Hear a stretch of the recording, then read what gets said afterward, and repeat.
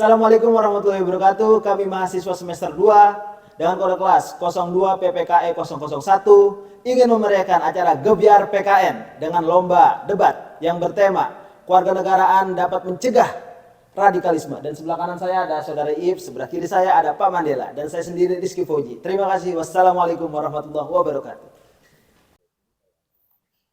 Dari suatu banyak topik yang beredar di masyarakat, ada satu isu yang beredar yang mempengaruhi suatu masyarakat, yaitu adalah radikalisme. Radikalisme berasal dari kata radis dan isme, yang mempunyai arti radis artinya mengakar, isme artinya pemahaman. Jadi, radikalisme adalah pemahaman yang mengakar, mempunyai makna yang sangat netral, tidak ada posisi negatif ataupun posisi positif. Ada beberapa faktor yang mempengaruhi radikalisme. 1. Pemahaman ideologi. Kedua, persatuan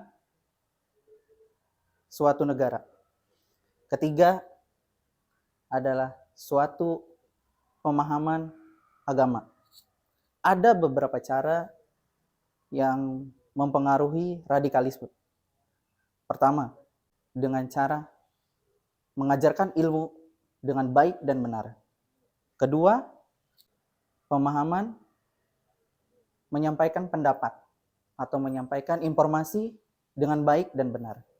Ketiga, persatuan dan kesatuan.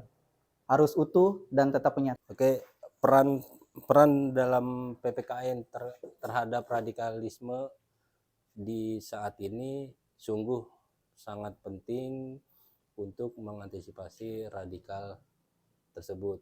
Hanya harus ada peran aktif terhadap orang tua dan guru-guru yang mengajarkan tentang moral-moral yang ada dari sejak kecil. Hanya radikal itu nggak seperti kayak kemarin-kemarin terkait agama ini semua, tapi radikal itu muncul pada saat era globalisasi sekarang itu melalui medsos.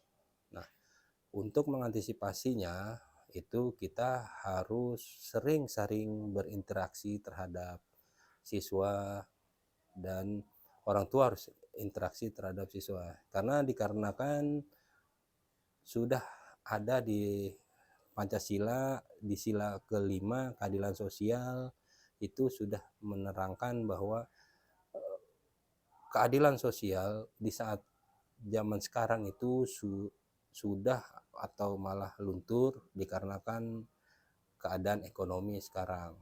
Nah, awalnya dari sini terkait keadilan sosial, minimal kesenjangan sosial itu harus sama rata dan tidak ada yang membedakan antara yang di bawah atau yang di atas.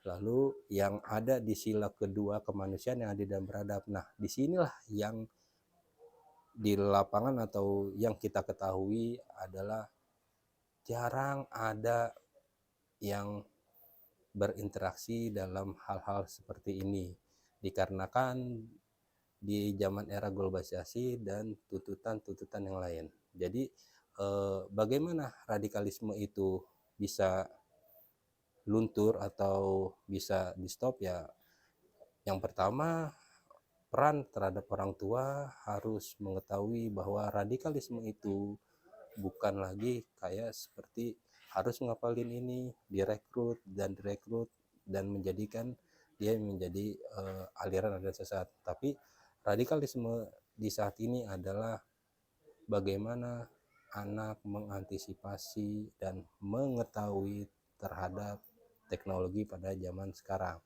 Seperti guru juga harus yang mengajar di PPKN harus sinkron terhadap pelajaran agama, karena PPKN dan agama itu saling terikat, saling terikat, saling membutuhkan.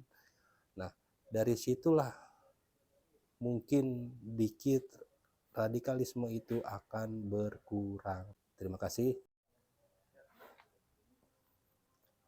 Dalam pelajaran pendidikan kewarganegaraan, kita diajarkan yang namanya Pancasila.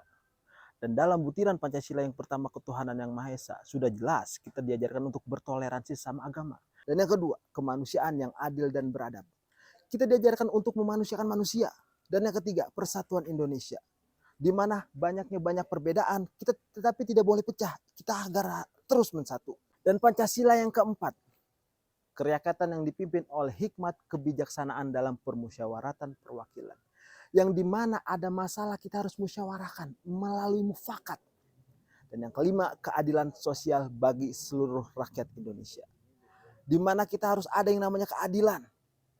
Agar mencegah yang namanya pikiran-pikiran over. Apa itu seperti radikal pembom-boman yang kurang pahamnya Pancasila.